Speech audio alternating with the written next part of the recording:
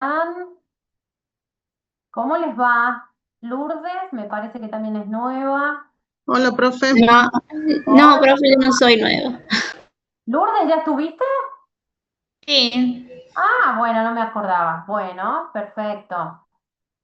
Hola Martín, Juli, ahí te veo. Recibí tu mensaje, Juli. Estaba justo ahí ocupada. Disculpa. Sí, no, yo digo, capaz fue algo del link que nos había No, pasado una no, vez. no, no, no, cargué y lo que pensé que estaba en una videollamada, lo que pensé que iba a ser cortito, vieron que va pasando una cosa a la otra vez, no, así que bueno, comencemos, ¿sí? ¿Les parece? Les comparto, esperen que busco.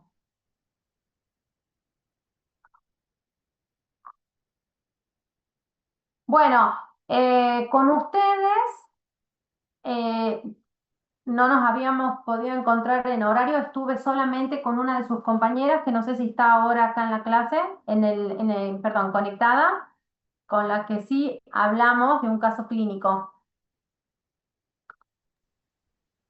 María me parece que era, ¿puede ser? sí, profe, era yo. Ah, ahí está, esa vocecita la recuerdo. Hola María, ¿cómo estás? Muy bien, profe. Gracias. Bueno, me alegra, me alegra, me alegra. Bueno, vamos a hacer una cosa un poco diferente ahora. Vamos a comenzar hablando. ¿Qué se acuerdan del Guillain-Barré? ¿Se Es, acuerdan algo?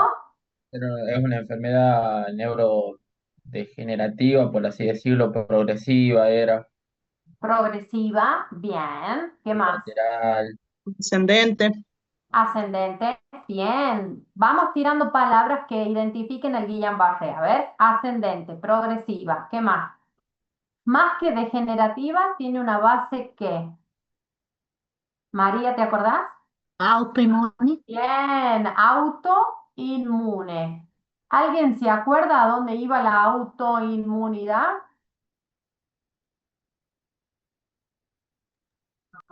Tenía como un... Cami, ¿vos me estás hablando? Bien, sí, pero en vez de la fibra, la vaina. Muy bien, así es, que ataca a la vaina de mielina. ¿Alguien se acuerda qué era la vaina de mielina?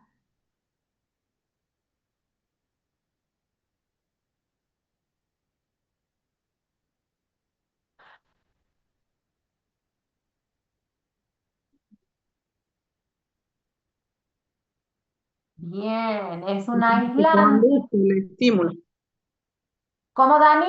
Por donde se conduce el estímulo. Muy bien, es un aislante que permite que el estímulo o el impulso nervioso fluya, viaje. Es como tener la ruta abierta, ¿no? Entonces, el impulso viaja hacia el cerebro y desde el cerebro hacia la periferia, ¿sí? Fíjense que esta enfermedad es una enfermedad que afecta al nervio periférico. Por eso se llama poliradiculopatía. ¿Ok? Sí, Bueno, profe. vamos a hablar del caso clínico. Vamos a hablar del caso clínico, así vamos despejando dudas. Paciente de sexo masculino de 32 años de edad. Consulta por debilidad progresiva en miembros inferiores de 3 días de evolución. Refiere haber presentado una gastroenteritis autolimitada 10 días previo y comenta, esperen que voy a apagar esto un ratito porque si no el teléfono no me suelta. Ahí está. Comenta que desde hace 3 días siente pesadez en las piernas y que ha progresado dificultando la marcha. En las últimas 24 horas nota debilidad en brazos y hormigueos en pies y manos. Niega fiebre actual, a pesar de que sí tuvo fiebre 10 días previos, con alteraciones visuales perdón, niega fiebre, alteraciones visuales o alteraciones en los esfínteres. no tiene antecedentes neurológicos previos. ¿Qué les parece? ¿Coincide con el cuadro clínico del Guillain-Barré? Sí, puede ser por la Campylobacter, por una Bien. bacteria. ¿Qué tiene de positivo esto para la epidemiología del Guillain-Barré? La El cuadro de infección La gastroenteritis. infección. gastrointestinal. Bien, que tiene un proceso infeccioso previo. Recuerden que este Guillain-Barré tiene como antecedente epidemiológico que el paciente haya presentado una infección en los días previos, pero también la bibliografía nos habla de que de que puede haber presentado la colocación de alguna vacuna, el estrés quirúrgico, ¿sí? Alguna situación que tenga que ver con eso que acabo de mencionar. Y en este caso clínico, este paciente tuvo una gastroenteritis en los días previos a comenzar con esta pesadez en las piernas. Sigamos, cuando nosotros hacemos el examen físico, hay un paciente que está lúcido, no tiene afectado su estado de conciencia, los pares craneales están normales, la fuerza muscular está afectada. Fíjense que en los miembros inferiores tiene afectada la parte distal más que la proximal y en los miembros superiores también, más pérdida acentuada a nivel distal que proximal. Pero en conclusión, tiene una pérdida parcial. ¿Por qué digo parcial? Porque es 2/5, ¿sí? Una pérdida total tendría que haber sido 5/5, ¿no? Y lo cual sería, si la pérdida de la fuerza es parcial, ¿estoy hablando de una plejía o estoy hablando de una paresia? Parecía. Inicio. Parecia. Parece. Bien, perfecto, de paresia. Los reflejos osteotendinosos están abolidos, la sensibilidad, hay parestesias distales, no tiene signos meningios, no hay rigidez de nuca y la marcha no se puede evaluar porque el paciente no tiene capacidad para permanecer parado, ¿sí? Es imposible por la debilidad bilateral que tiene. Entonces, esto, obviamente, ahora vamos a plantear los diagnósticos presuntivos, pero bueno, ustedes ya ya saben cuál es el diagnóstico, porque este caso lo habíamos preparado para el seminario anterior, pero para los que no estuvieron, estoy contando esto, pero yo lo desarrollé con María, que estuvo, así que cuando empezaron a conectarse, les comenté más o menos, y habíamos quedado en que hoy lo íbamos a volver a ver. ¿Por qué? Porque me parece importante que ustedes tengan en cuenta al Guillain-Barré, porque si bien es algo, un cuadro clínico que antes lo presentábamos como un caso raro, difícil de ver, de encontrar, hoy tengo que decirles que no, que hoy en día, si bien no es que es plenamente frecuente, pero sí estamos viendo más casos de Guillain-Barré en este último tiempo. Entonces, quiero que lo tengan en cuenta. Si nosotros tuviéramos que hacer el diagnóstico de este Guillain-Barré, ¿cuáles son los elementos diagnósticos? ¿Le pedimos un laboratorio a este paciente? ¿Ustedes le pedirían un laboratorio? Para descartar cosas secundarias, también sí o sí deberíamos pedir laboratorio, hemograma, ionograma, función Bien, renal, bien. El ionograma nos interesa. ¿Por qué nos interesa, Juli, el ionograma? porque tanto las alteraciones del sodio, el potasio, el calcio nos van a dar también alteraciones musculares, motores que tiene el Bien. paciente. Bien, Juli, bien pensado. Perfecto. Pediríamos un hemograma, pediríamos un ionograma.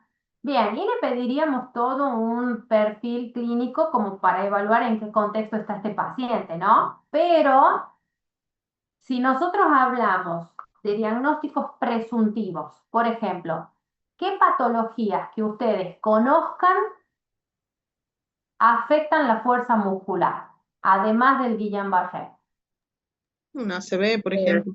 Bien, miastenias graves. bien, María también. Muy bien, Dani. Un ACV podría tener pérdida de la fuerza muscular. ¿En qué? El botulismo, ¿Qué, Juli? el botulismo, Bien, muy bien. El botulismo también. Una rabdomiólisis o una intoxicación por metales, dependiendo de dónde trabaja. Muy bien. Todo lo que está. ¿Cómo? Bien. ¿Qué es la ELA? ¿Esclerosis?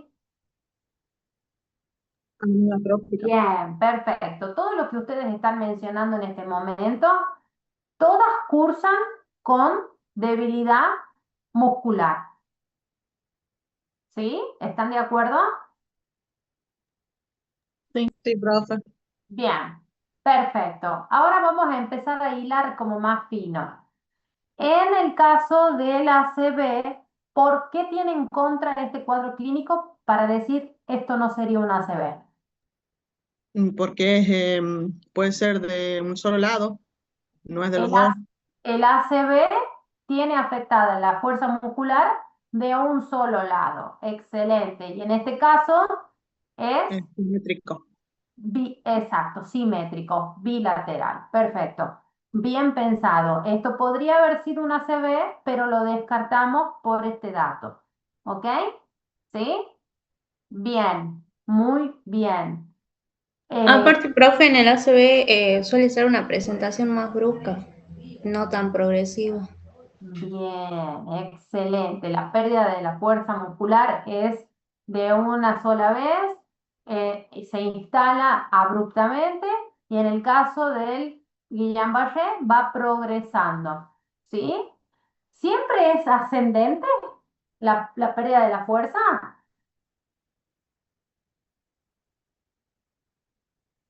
No. Por lo general sí, pero puede variar o no. Sí, bien, se los voy a ir contando yo. La pérdida de la fuerza, la forma más típica es la ascendente, pero puede darse en forma descendente. Puede comenzar también en los miembros superiores y no tan marcado en los miembros inferiores. Pero lo característico es que comience en miembros inferiores y que luego vaya ascendiendo. ¿Sí? Bien. ¿Cómo hacemos el diagnóstico de Guillain-Barré? ¿Se acuerdan algo de eso? Con punción lumbar. Bien, muy bien. En este paciente, si nosotros pensamos un Guillain-Barré, tenemos que evaluar el líquido cefalorraquídeo. ¿Cuál es el hallazgo característico en el físico-químico para confirmar el Guillain-Barré? La disociación Disociación albumino-citológica. luminocytológica. Perfecto, Santi, muy bien, muy bien. La disociación albúmino-citológica. ¿Ok? ¿Sí? Bien, recuerden que cuando hacían una punción lumbar, siempre tienen que recolectar 3 muestras. Si esto es un Guillain-Barré, dijimos que en el físico-químico íbamos a ver un aumento de las proteínas y con respecto a la celularidad que no aumenta, ¿no? Tiene que tener menos de 10 leucocitos por milímetro cúbico. ¿Y qué va a pasar con el bacteriológico? ¿Cómo está el bacteriológico en el Guillain-Barré? Aséptico, ¿no?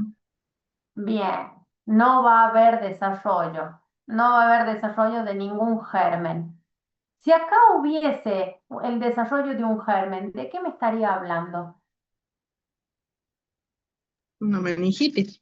Bien, Dani, tendríamos que pensar en una meningitis. ¿Y cómo tendría que ser el físico-químico si esto es una meningitis? ¿Cómo tendría que estar la celularidad? Y aumentada. Bien, pero a predominio de quién. Polimorfo. Polimorfo. Excelente, muy bien. La celularidad tendría que estar aumentada y a predominio de los polimorfos nucleares. Excelente. Pero en este caso, como es un Guillain-Barré, la celularidad no es a predominio de polimorfos nucleares y no está elevada. Y en este caso, tampoco el bacteriológico va a tener el desarrollo de un germen. ¿Sí? ¿Y la anatomía patológica cómo tendría que estar en un Guillain-Barré?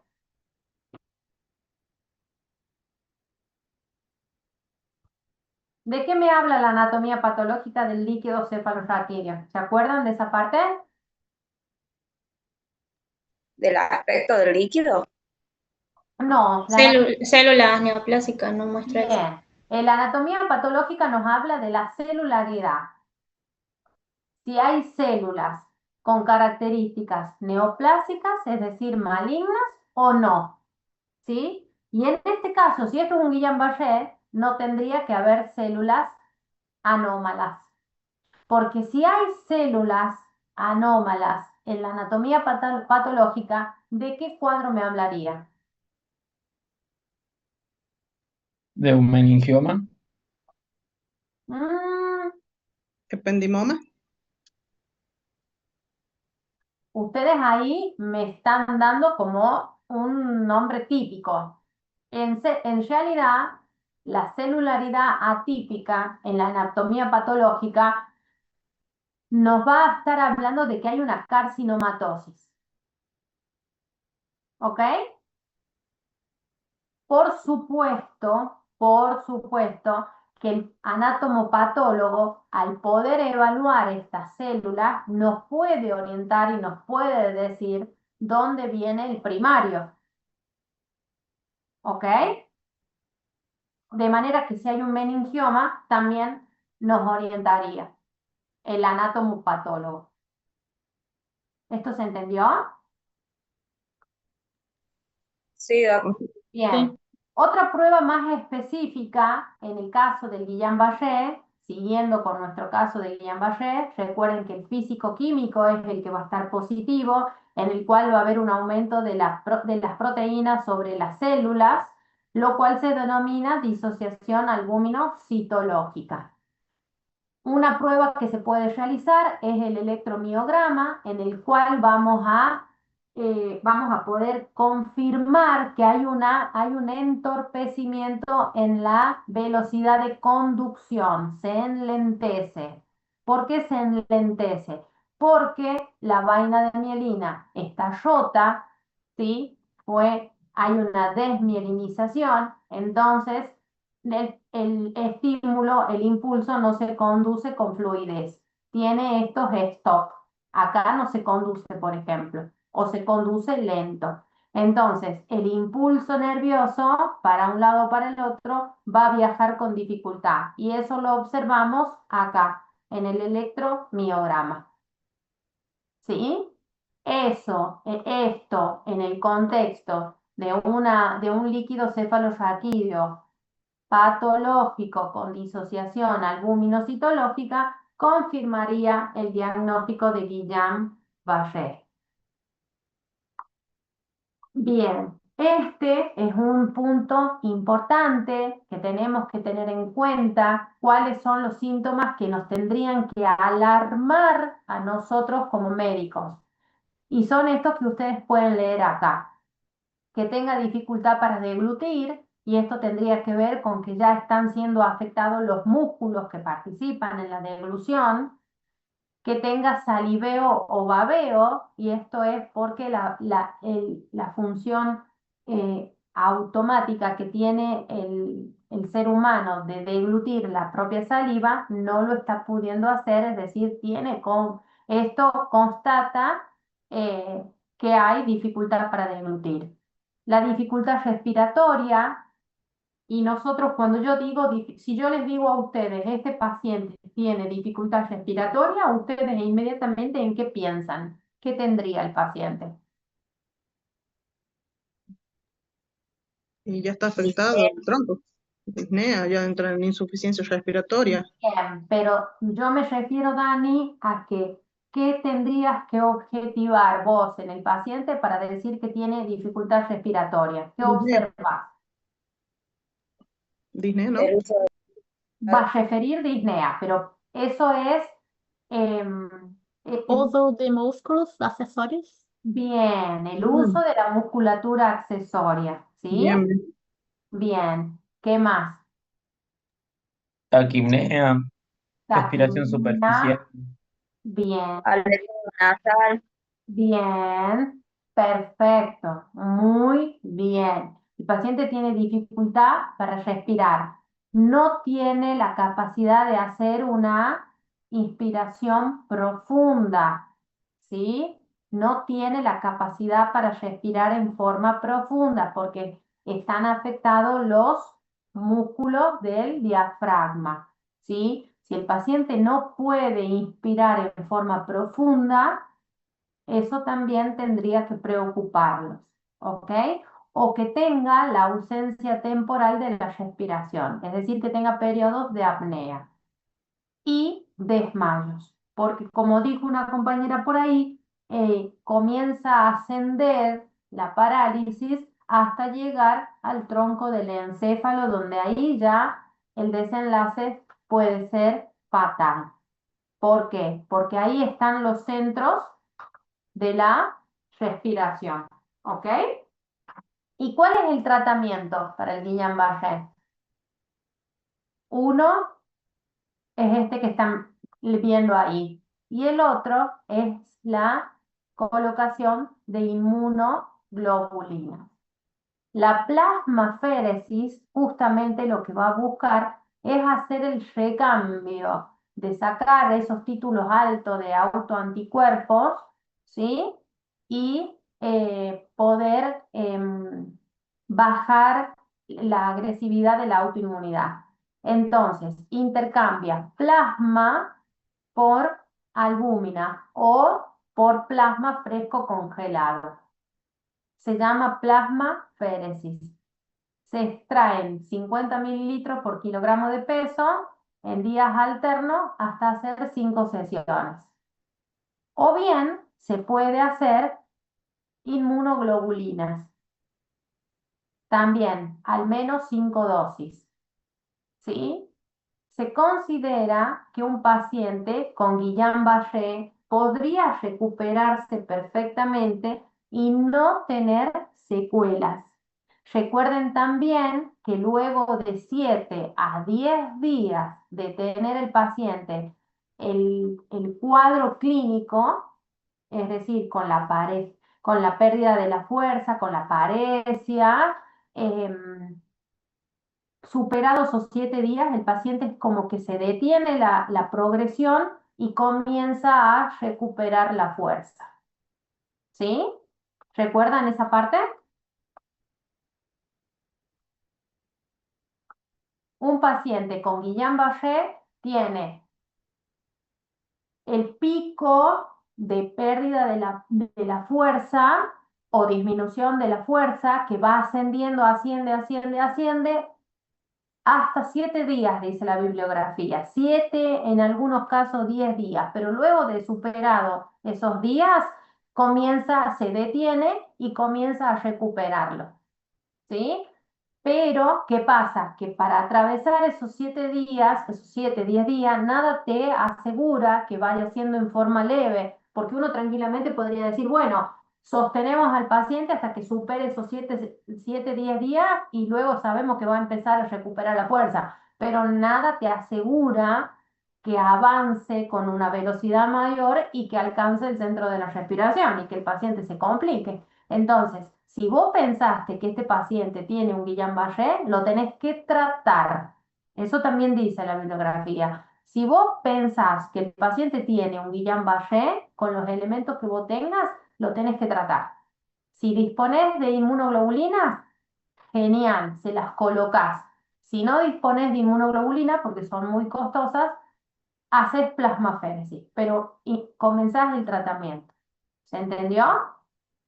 Profe, y si lo empiezo el tratamiento, ¿eso atenúa el pico o no?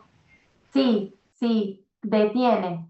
Se supone que el comenzar el tratamiento detendría la progresión del ascenso de la pérdida de la fuerza. ¿Esa era tu pregunta? Sí, quería saber. Eso. Y lo que pasa es que estos pacientes, si nosotros no hacemos el tratamiento y especulamos con que supere esos 7 días, esos 7 días pueden llegar a ser fatales para el paciente, como les decía, puede llegar a complicarse y a agravarse con esto de la dificultad respiratoria, que el paciente haga un distrés respiratorio, que el paciente haga una neumonía por aspiración, que esa neumonía sea grave y que complique la vida del paciente por otra causa. Entonces no podemos nosotros especular con eso. Sí sabemos que tendría este curso 7 a 10 días y luego remite. Pero aunque vos estés en el segundo día, aunque vos estés en el quinto día, si vos lo estás pensando el Guillain-Barré, lo tenés que tratar. ¿Ok? Y había algo que les iba a decir. Siempre recuerden em, las medidas que tienen que tener previo a hacer una punción lumbar. Me la van a decir ustedes. ¿Qué tienen que descartar para poder hacer una punción lumbar? Una Y infección en el es sitio de una enfermedad punción, Para Santi, No, vamos de nuevo. ¿Cómo me dijiste? una infección en el sitio de punción primero. Bien, que perfecto. não, La piel que tiene não que tenha estar uma hipertensão intracraniana. bien, bien. Muy bien, Santi. La piel tiene que estar indemne, no tiene que haber lesiones. Y muy bien el resto, que varios me hablaron, por eso no identifiqué quién fue. Pero sí, hay que descartar signos de hipertensión endocraniana. ¿Y cuáles son esos signos? Edema de papila. Bien, edema de papila y ahí me va a ayudar el oftalmólogo de guardia pidiéndole que haga un fondo de ojo y me diga si hay edema o no hay edema. Y si no viene el oftalmólogo de guardia porque se demora, ¿qué hago? Se puede hacer un ATAC para descartar Bien, masas cerebrales, bien, Santi, hacemos un TAC. ¿Con contraste o sin contraste? sin contraste. ¿Qué? Sin contraste. Bien, sin contraste, perfecto, sin contraste. ¿Y qué vas a buscar observar para descartar el edema cerebral? Algún signo de alguna masa que no vaya a ser una hemorragia cerebral Bien, también. no hay hemorragias, no hay masa. ¿Qué signo puede ser el tomográfico? desplazamiento de la línea media, ¿Cómo, Juli? puede ser el desplazamiento de la línea media, Bien, en este caso que no esté desplazada, que guarde la línea claro. media. Perfecto. Ajá. ¿Qué otro signo? Bien, Mm. Cami, muy bien. Que no estén velados los surcos, ¿sí? Que no estén borrados los surcos, que los surcos estén presentes. Si los surcos están presentes, quiere decir que no hay edema cerebral. Si la línea media está conservada, quiere decir que no hay edema cerebral. ¿Se entendió? Porque muchas veces pasa que, sí, genial, pido un fondo de ojo, tiene que venir el oftalmólogo de guardia. Pero y si no llega y pasan las horas y este no llega, y no, vamos haciendo un ataque.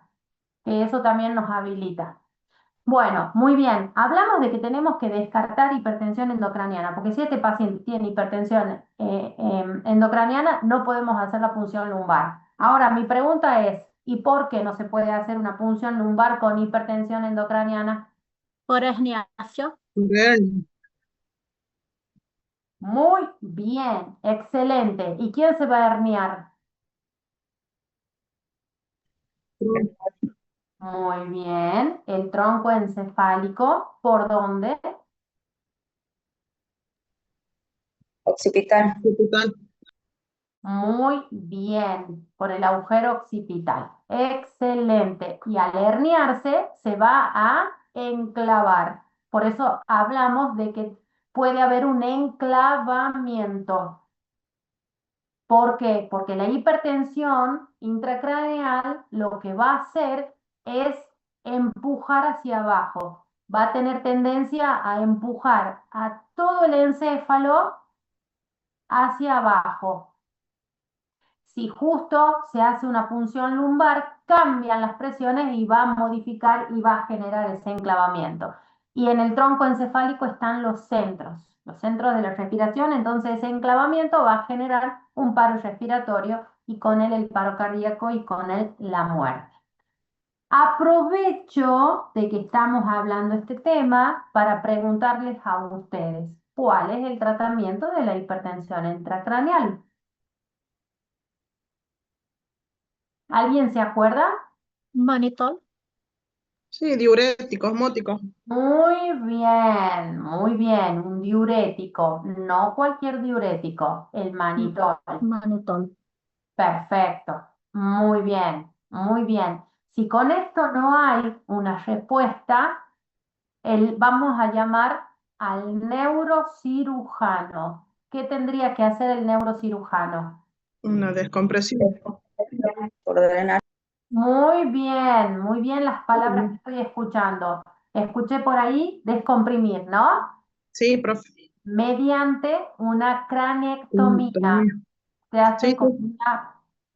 se extrae un sector pequeño del hueso del cráneo para liberar esa presión y evitar que vaya hacia abajo, sino que quede todo en su lugar, ¿sí? Entonces se hace ahí una craneectomía, si el paciente no responde al tratamiento diurético. Ahora les hago otra pregunta, a ver si se acuerdan. Clínicamente, ¿qué tendría un paciente con hipertensión intracraneal? ¿Cómo me doy cuenta yo? ¿Cómo la sospecho? Dijimos estos signos indirectos, el fondo de ojo, la tomografía, pero en el examen físico, en la clínica, el paciente puede tener algún síntoma o algún signo que haga que ustedes sospechen que tiene hipertensión endocranial. Puede tener una cefalea intensa, alteración del estado de conciencia, alteración en los patrones respiratorios. Bien, Santi. Bien, Cami. Puede tener vómito, pero hay algo más. ¿Tiene cefalea? Cefalea intensa con fotofobia. Trastornos visuales. Bien, Juli, por ese lado va. Si ustedes de pronto, les voy a cambiar el ángulo del paciente, ¿sí? Olvídense del Guillain-Barré. Si ustedes de pronto son los médicos de guardia, de la guardia del Hospital Veraballo, y hay un traumatismo cráneoencefálico grave en la vía pública, una persona que iba en moto y de pronto tiene un accidente en la vía pública severo, ¿sí? Te viene informando el médico de la ambulancia, te viene diciendo, se comunican y dice que el médico de guardia se prepare porque lleva un traumatismo cráneoencefálico grave de la vía pública, ¿sí? Ustedes en la guardia, ¿cuál va a ser el signo que van a buscar para saber si este paciente tiene hipertensión endocranial, perdón, endocranial y tiene riesgo de enclavamiento? Les voy a tirar una ayuda. Ahí teníamos la El edema triada de de papila. Cushing. El fondo de ojo. Paren porque escuché así, tucu, tucu, tucu, tucu, y no sé muy bien qué escuché. ¿Cómo? El edema de papila puede ser. Además de la cefalea intensa, fotofobia, alteración de conciencia, vómitos en chorro. Para, Lulu, para. Ahí, Doc, Bombardeaste con cosas. Esperá. teníamos la triada de Cushing que indicaba herniación inminente por el aumento de la presión intracraneal, Bueno, genial, Santi, pero ¿cuál es la triada? disminución del estado de conciencia, la bradicardia e hipertensión. Bien, sí, pero a ver, escuchen, paren. Acuérdense que es un paciente que tuvo un traumatismo craneoencefálico grave, que no está consciente, está con depresión. Bien, bien, cambia la respiración, pero hay un reflejo que se pierde. ¿Cuál es? ¿Se los digo yo? Sí, doc. Anisocoria, profe. Bien, Dani, va por ese lado. El reflejo fotomotor Sí. se pierde. Ustedes con la linternita van a estimular la pupila y la Y no pupila responde. va a estar fija. Claro, no responde. Exacto. Si eso sucede, ustedes inmediatamente van metiendo este paciente al tomógrafo, van protegiendo la vía respiratoria y van llamando al neurocirujano. Y obvio, se supone que tendría que llegar canalizado, ¿no? Que el médico de la ambulancia ya lo canalizó. ¿Sí? La pérdida del reflejo fotomotor es lo que a ustedes los tiene que apurar cuando tengan un paciente con trastorno del sensorio. Ojo que yo les di el ejemplo del traumatismo, del accidente de la vía pública, pero a veces esto puede pasar por un tumor cerebral, por un ACV hemorrágico, es decir, cualquier masa ocupante de espacio que genere abombamiento o que genere edema, ¿sí? No es solamente un traumatismo severo. ¿Se entendió? Bien, ¿por qué terminamos hablando de este tema? Porque es lo que hay que descartar, el edema cerebral es lo que hay que descartar antes de tomar la decisión de hacer una punción lumbar. ¿Sí? ¿Se entendió? ¿Por qué? Porque en Sí, este paciente con Guillain-Barré necesitan hacer la punción lumbar. No pueden hablar de Guillain-Barré si no hicieron la punción lumbar. Ustedes me pueden decir, bueno, pero si evito hacer la punción lumbar y le hago un electromiograma. A ver, el electromiograma primero es costoso, segundo no es tan accesible, no todos los centros tienen para hacer electromiograma. Tercero, tiene que hacerlo un médico entrenado, que por lo general es un neurólogo. Entonces, ya pasó mucho tiempo. Mientras que la punción lumbar, ustedes, si están, son los médicos de guardia, son los terapistas de guardia, la van haciendo a cualquier momento del día con ese líquido cefalorraquídeo, ustedes ya confirman el Guillain-Barré y van haciendo la plasmaféresis o van pasando la inmunoglobulina, y con lo cual le salvan la vida al paciente. Mientras que con el electromiograma se dilata mucho, pasa mucho tiempo. ¿Sí? ¿Se Ô, entendió? prof, eu também recordo que em caso de inestabilidade hemodinâmica, como hipotensão, alterações respiratórias e uma plaquetopenia menor a 50, também está contraindicado a punção lombar, se não me equivoco. La punción lumbar. Bueno, en ese caso, la plaquetopenia es lo que te va a hacer dudar, ¿sí? Pero si vos pasás factores de la coagulación, lo podés hacer, ¿sí? Por ejemplo, lo que solíamos hacer en esos casos, cuando teníamos paciente plaquetopénico, es pasarle una unidad de plasma, que ahí van las plaquetas. Entonces, hacíamos las punciones en paciente plaquetopénico.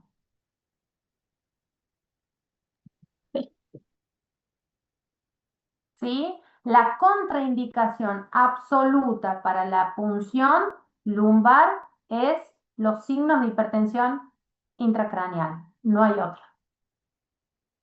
¿Sí? En un paciente, está muy bien lo que planteas vos, María, está muy bien. ¿Por qué? Porque puede sangrar, puedes terminarlo complicando, pero te puede demorar un poquito más hasta que le pasas el plasma, pero no la va a terminar contraindicando en forma absoluta. No caso, seria como que relativa.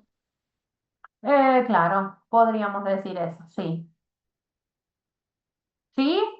¿Se entendió? Sí, Sim, Ok. ¿Cerramos este caso? Doc, tengo una duda sobre las de Guillain-Barré, sobre si hay que saber bien las formas clínicas, como los subtipos de Guillain-Barré, porque vi que había una que era desmielinizante, otra toda axonal, como hay que saber bien esa diferenciación a la hora de estudiarla o saber reconocerla, digamos, globalmente, a Guillain-Barré. No, sí, saber Ajá. reconocerla, el cuadro clínico, porque todo esto comienza a partir del cuadro clínico, no es ni por laboratorio ni nada que se le parezca. A ver, por ejemplo, viste que vos, un paciente con una insuficiencia renal, vos necesitas un laboratorio para ver cómo están los productos nitrogenados. No, acá es netamente clínico. El paciente tiene que tener la clínica, por ahí comienza el diagnóstico. Y una vez que tenés la clínica, recién das el segundo paso, que es hacer la punción lumbar.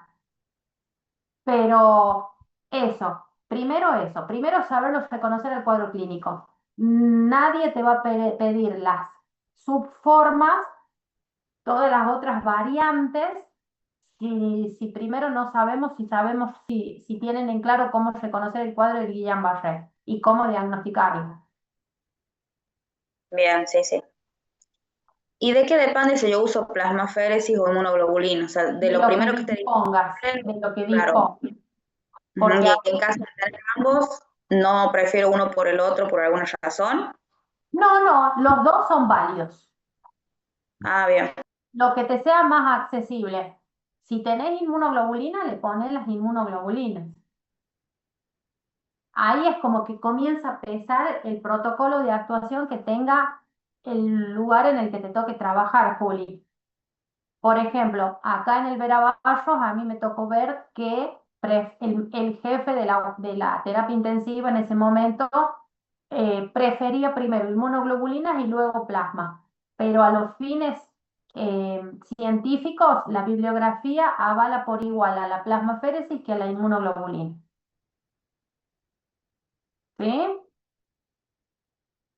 Sí, sí. Bien, ¿alguna otra preguntita?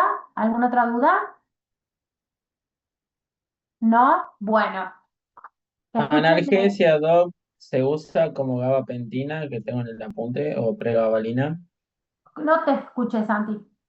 ¿Se utiliza analgesia para el dolor neuropático que puede llegar a tener como gabapentina? Yo no he visto que lo que predomine en estos pacientes sea el dolor. Sí, la ansiedad que le genera al paciente el observar que no puede, que no tiene fuerza y que va perdiendo en forma progresiva la fuerza. De hecho, la bibliografía te marca que tenés que tratar la ansiedad del paciente y hacer un apoyo psicoemocional porque es muy traumático para el paciente observar cómo va progresando la pérdida de la fuerza y muchas veces en forma rápida. ¿Sí? Eso sí sobre analgesia. No he visto que hagan hincapié sobre la analgesia. Bien, Doc, muchas gracias. Bien, ¿estamos? Sí, profe. Bien, perfecto. Nos vamos a ver el próximo miércoles con algún otro caso que encuentre por ahí para ustedes, ¿sí? Bueno, profe. Bueno, va a ser algún caso que venga de quinto año para unirlo con sexto. Ya veo que puede ser, ¿ok? Ya vimos digestivo, vimos neuro, vimos... Bueno, si llegan a tener alguna preferencia, me dicen, me mandan un mensajito. Si no, sigo buscando yo, ¿ok? Dale, Doc. Ok, De descansen. cardio podríamos ver, Doc, ¿Qué? algo de allí. No te escuches, Juli. De cardio podríamos ver algo. Bueno, vimos insuficiencia Cardio. cardíaca, ¿te acordás? ¿Qué otra cosa de cardio? Sí, yo tiraba más como para la parte del electrocardiograma, Ah, las arritmias y eso que me cuesta un... bueno, dale, buscamos algo. Ok, dale, ok, descansen. Nos vemos el próximo miércoles. Chao, profe. Chao, Adiós. profe, nos vemos. Nos Chao, vemos. profe.